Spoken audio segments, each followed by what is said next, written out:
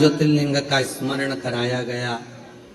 भगवान तुमरुका जी चंचुला देवी से कहते हैं, चंचुला, प्रथम सोमनाथ जी का वर्णन किया गया। चंद्र को काया का रोग हुआ, उस रोग से बाबा ने मुक्त किया। मल्लिकार्जुन के रूप में श्री शैलम में भगवान शंकर भगवान और माता पार्वती जी ने षडानंद कार्तिकेय को दर्शन दिया। मल्लिकार्जुन के रूप में बैठे दूषण नाम के राक्षस का संहार करने के लिए कालाधिपति महाकाल बन गए।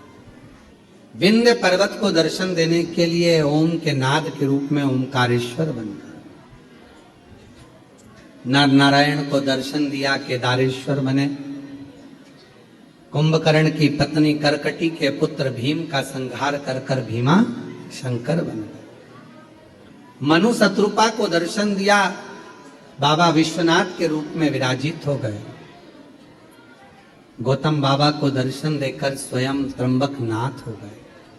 आगे वर्णन किया, वैद्यनाथ जी को रूप में रावण शिवजी को लेकर चला था, पर भगवान को भूमि पर रखा तो वैद्यनाथ बाबा के रूप में विराजमान। दारुक नाम के राक्षस का संहार करा, नागेश्वर। राम भगवान श्री राम जी ने अपने पूरे 14 वर्ष के वन काल में भगवान शिव का प्रतिदिन अभिषेक पूजन किया, पार्थिव निर्माण करा। भगवान रामेश्वर के रूप में विराजमान हो। और सुधर्म नाम के ब्राह्मण की पत्नी घूष्मा के बेटे को भगवान शिव जीवित कर देते हैं तो कृष्णेश्वर नाथ के रूप में विराजमान हो जाते। तुमरुका जी कहते हैं, चंचुला, ये पवित्र शिव महापुराण की कथा, गर्भस्थ कोई बच्चा भी अगर चला जाता है, गर्भ में 2 महीने से लेकर 9 महीने तक का भी अगर कोई बच्चा शांत हो जाता है, जो नारी जो पुरुष इस पवित्र कथा को श्रवण करते हैं, उसके गर्भस्थ जीव भी मुक्त हो जाते हैं, जिनको आहूत कहा गया। कोई कुंवारी अवस्था में चले गया, बाल्य अवस्था में चले गया, कुंवारी अवस्था में चल जाता है, उसको ना पिंड मिलता, ना तर्पण होता, ना तिलांजलि होती। वो कुंवारी अवस्था में मरा हुआ जीव भटकता रहता है, उसका गया भी नहीं होता, उसका पिंडा भी नहीं होता, उसका तर्पण भी नहीं होता, उसकी तिलांजलि भी नहीं होती, वो जीव भटकता है। तुमरुका जी कहते हैं कि यह पवित्र कथा सुनने वाला कोई कुंवारी अवस्था में भी अगर मर गया है, चले गया है, तो ये शिव पुराण उसको मुक्त कर देती है, मोक्ष दे देती है। ये पितरों को मोक्ष देने वाली, पूर्वजों का उद्धार करने वाली। चंचुला, तेरा पति बिंदु कथा को श्रवण कर प्रेत योनि से छूट गया। शिव जी की साक्षी में, ईश्वर गोरा की साक्षी में मांग तुझे क्या चाहिए। चंचुला कहती है, मैं अपने पति के लोक में चाहूं।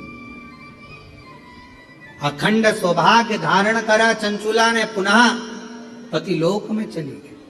कोई बेधव्य नारी भी अगर शिव महापुराण की कथा सुनती है तो अगला जन्म पाकर कभी बेधव्य होकर नहीं, अखंड सौभाग्यवती होकर जाए। मन में विचार करा, सोचा हुआ, मन में आया हुआ सारी कामना भगवान शिव कहते हैं, ये शिव महापुराण की कथा पूर्ण करती है, जीवों का कल्याण करती है। बस आपके ऊपर निर्भर है कि आप किस भाव से सुनते। चंचुला देवी पति लोक हो गई। भगवान देवादिदेव महादेव से तुमरुका जी ने हाथ जोड़ विनय करा, बाबा आप वचन दीजिए, वर दीजिए।